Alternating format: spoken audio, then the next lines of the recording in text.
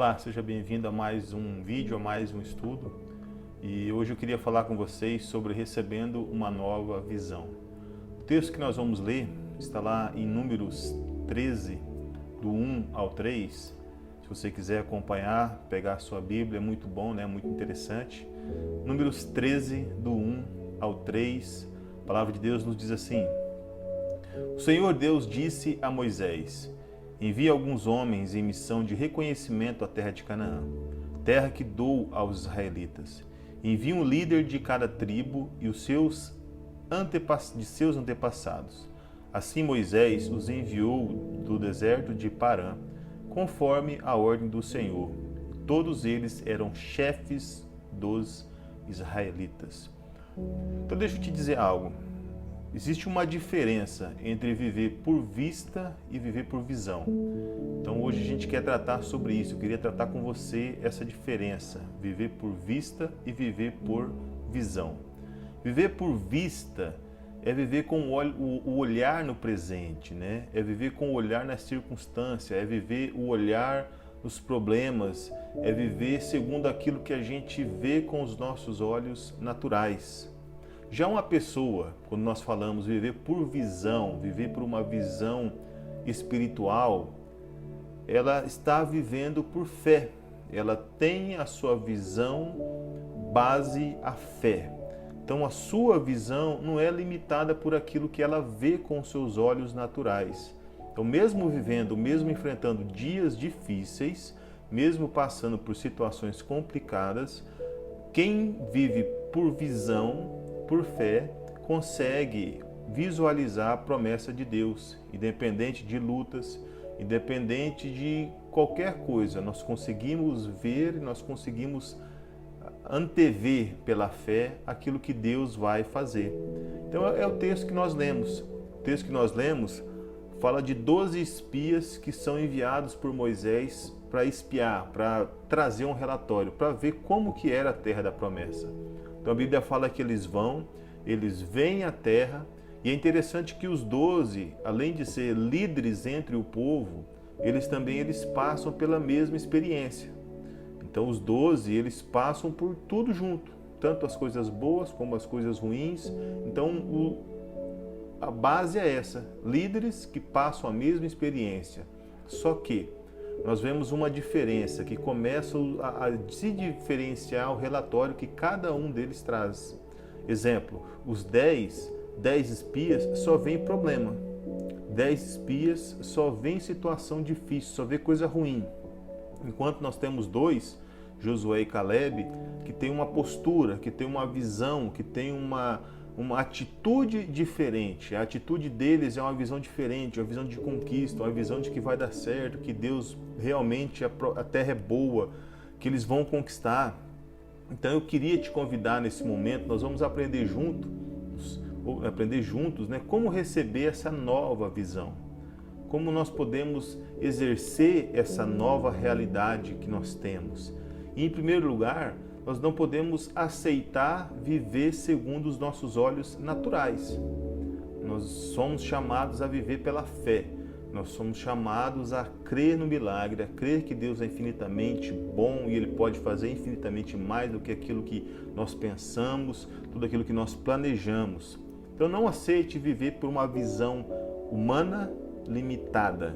Mas Números 13, do 31 ao 33, nos diz assim: Mas os homens que tinham ido com eles disseram: Não podemos atacar aquele povo, é mais forte do que nós.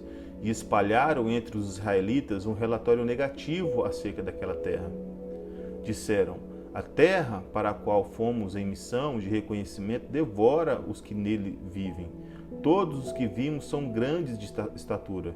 Vimos também gigantes, descendentes de Enaque, diante de quem parecíamos gafanhotos a nós e a eles. Então olha só, esse é o relatório que 10 espias trazem.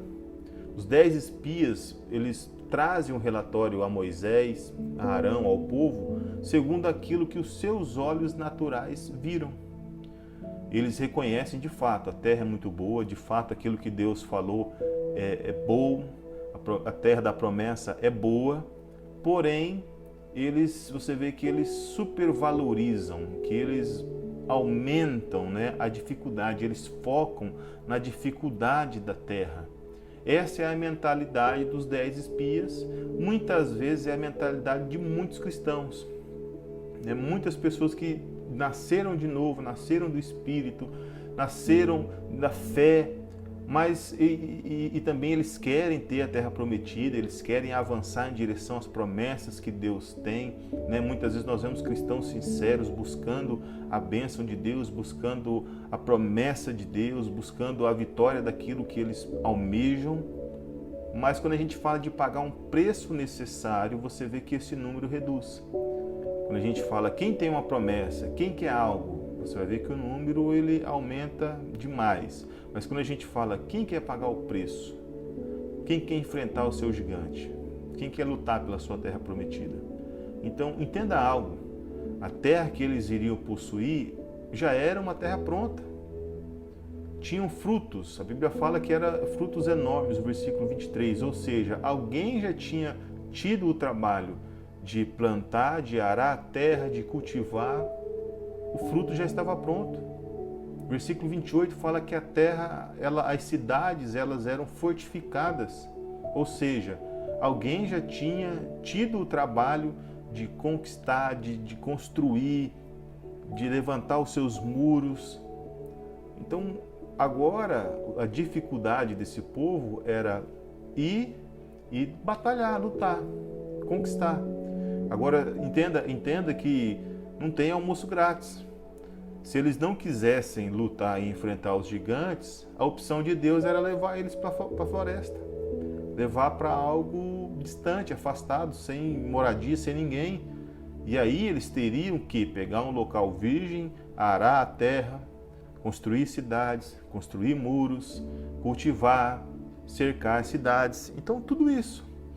Então, uma pessoa que ela vive por uma visão limitada, são as mesmas pessoas que vão reclamar. Então, nessa época de Moisés, havia 10 espias, 10 líderes reclamando da onde Deus estava levando, e são as mesmas pessoas que iriam reclamar se Deus tivesse levado elas para o meio do mato, para desbravar. Iriam reclamar que era só mato, que era pernilongo, que tinha onça, que tinha animais silvestres. É os mesmos problemas. Então, olha só, nós precisamos renunciar a todo espírito de incredulidade em nossa vida. Nós precisamos renunciar a todo espírito de incredulidade. Não aceitar viver somente por aquilo que os nossos olhos naturais veem. Nós somos o povo do milagre. Nós somos o povo que crê em milagre. Então não é o jornal que vai definir a nossa vida. Não é os pragmáticos, não é a cultura, não é a moda. Porque muitas pessoas elas têm dificuldade de tirar os olhos do problema. E elas acabam supervalorizando o problema. É a mesma questão desses 10 espias. Olha o que eles dizem: nós nos vemos como gafanhotos perante os gigantes. Eles estavam supervalorizando o problema e, em contrapartida, eles se rebaixavam, né? Eles se diminuíam diante dessa situação. Então, a grande questão nossa, a grande questão sua, é a partir de hoje, onde você estiver e como você estiver, independente da situação, é sempre fazer essa pergunta. Eu sou um homem, eu sou uma mulher, eu sou alguém de visão ou alguém de vista? Alguém que está limitado ao que é natural, alguém que está limitado ao que estão dizendo, ou alguém que crê e que vive e que vai se mover segundo aquilo que Deus tem prometido, segundo a visão do que Deus prometeu. Então não aceite viver pela vista natural, mas creia e comece a viver por fé, por visão. E em segundo lugar, eu queria falar com vocês sobre assumir o espírito de fé. Números 13, 30 nos diz assim: então Caleb fez o povo calar-se perante Moisés e disse: subamos e tomamos posse da terra, é certo que venceremos. Então Caleb ele assume um espírito, uma postura de fé. Ele faz os 10 espias que já tinham contaminado muita gente, ele faz com que esse povo cale, com que eles fiquem quietos perante Moisés, e ele diz: olha gente, vamos subir. vamos tomar posse da terra. É certo, nós vamos vencer, pode ter certeza, nós vamos vencer. Então, Josué e Caleb, eles passaram pelas mesmas experiências, passaram pelos mesmos lugares, viram os mesmos gigantes, mas a Bíblia fala que neles havia um espírito diferente, neles havia uma postura diferente, neles havia algo a mais. Números 14, 24 nos diz assim: porém meu servo Caleb, Deus falando acerca de Caleb, porquanto nele houve outro espírito e preservou em seguir-me, e o levarei à terra em que entrou, e a sua descendência possuirá em herança. Então Deus está dando o resultado da postura de Caleb e está dizendo, nele houve outro espírito. Caleb, ele tem um espírito diferente, um espírito de fé, uma postura triunfante, alguém que não se rebaixa, alguém que não se desanima diante do problema. E por causa dessa postura, Deus estava dizendo, ele e a sua descendência vai possuir a terra que ele viu. Ele e a sua descendência vai receber a terra por herança. Então, da geração que saiu, nós temos uma geração que sai do Egito, você vai ver que os únicos que recebem essa herança são, da primeira parte que saiu da primeira leva, são Josué e Caleb. Por quê? Porque neles havia um espírito diferente. Então, olha só, assumir um espírito de fé é tomar posse da visão que Deus nos deu. Eu vou repetir essa frase para você. Assumir um espírito de fé é tomar posse da visão que Deus nos deu. Então, se você quer ter um espírito de fé, tome posse daquilo que Deus já te prometeu. 2 Coríntios 5, 7 nos diz que andamos por fé e não por vista. Então, nós andamos por fé. Nós não andamos por aquilo que os nossos olhos naturais veem, mas nós andamos segundo a promessa e segundo aquilo que Deus prometeu. Então nós precisamos tirar os olhos desse problema e começar a viver com os nossos olhos fixos na promessa que Deus tem. Não é na dificuldade do presente, mas é na recompensa do futuro. Não é vivendo aquilo que o homem, o que a sociedade, o que o noticiário diz do agora, mas é aquilo que Deus, segundo a sua promessa, segundo a sua palavra, nos garante de promessa e futuro. E quando falamos de fé, nós precisamos entender que fé, ela não nos isenta de passar por problemas e por lutas. Muitas pessoas elas têm uma visão errada, equivocada do que é fé. Elas acreditam que fé é como se fosse um antídoto, né? Uma vacina que a gente toma e nunca mais a gente vai passar por problema. Que a nossa vida vai ser um mar de rosa, que a nossa vida vai ser umas férias no Caribe. E não é. A fé, ela não vai nos isentar de passar por problemas. Mas a fé, ela vai nos dar a condição necessária, as armas necessárias, a força necessária para passar e enfrentar e passar e chegar ao outro lado como vencedor. Lá em Josué 14, nós temos o relato de 45 anos depois, quando essa geração caminha no deserto, 40 anos, quando eles começam a tomar posse da terra prometida. E aí esse texto ele vai falar que Josué ele se torna o líder do povo, Moisés ele já morreu, Josué assume, e Caleb ele vai conquistar a terra prometida. Passados 45 anos, eles começam a conquistar e Josué ele vai tomar posse da terra dele, da promessa que Deus havia dado para ele, só que algo não mudou. As cidades elas continuavam fortificadas, os frutos continuavam neste lugar, ainda havia os filhos de Anak, ou seja, os gigantes, então não mudou, o tempo não facilitou as coisas. Então protelar, não avançar não vai melhorar em nada, não vai facilitar as coisas. Eles continuaram, eles tiveram que continuar e tiveram que tomar uma postura de lutar e conquistar a terra. Eles poderiam ter conquistado essa terra 45 anos atrás, mas por falta de fé, por falta de postura, por uma visão limitada, por causa da incredulidade, essa incredulidade atrasou a promessa de Deus.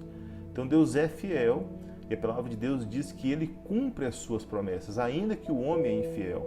Mas a questão é, será que a nossa postura ela tem atrasado ou adiantado a promessa de Deus? Essa é a grande questão.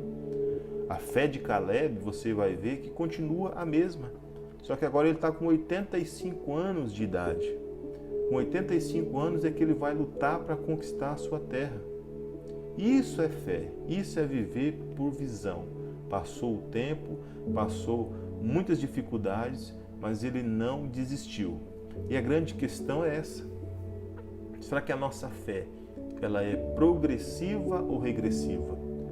Será que à medida com que a gente caminha, que a gente avança, conforme os dias vão passando, a nossa fé ela vai progredindo, ela vai aumentando, nós vamos tendo cada vez mais experiências com Deus, ou a nossa fé está regredindo?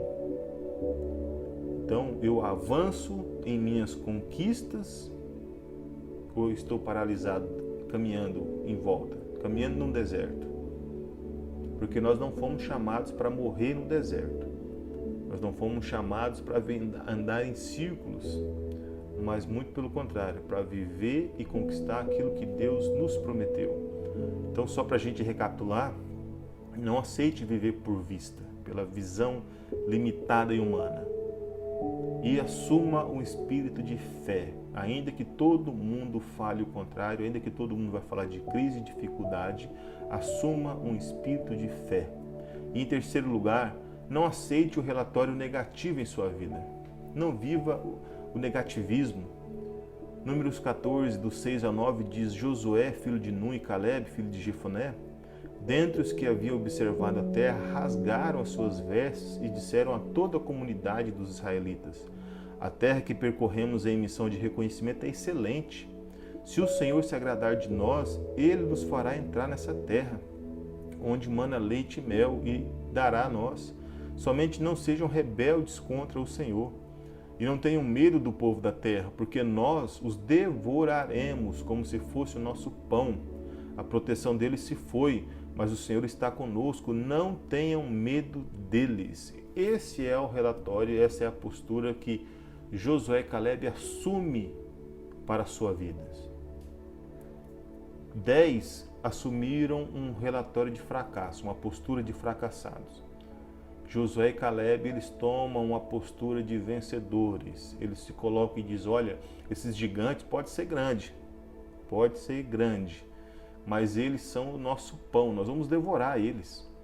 O Senhor, ele se agradou de nós, nós somos o povo da promessa.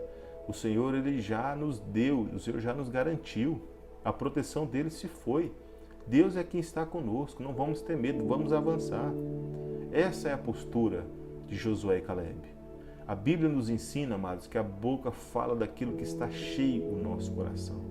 Então a sua palavra, tanto a sua palavra como a sua postura, ela tem poder. Provérbios 18, 20 a 21 diz: do fruto da boca enche-se o estômago do homem. O produto dos lábios o satisfaz. A língua tem poder sobre a vida e sobre a morte. Os que gostam de usá-la comerão do seu fruto. Então, olha só, a língua tem poder sobre a vida e sobre a morte.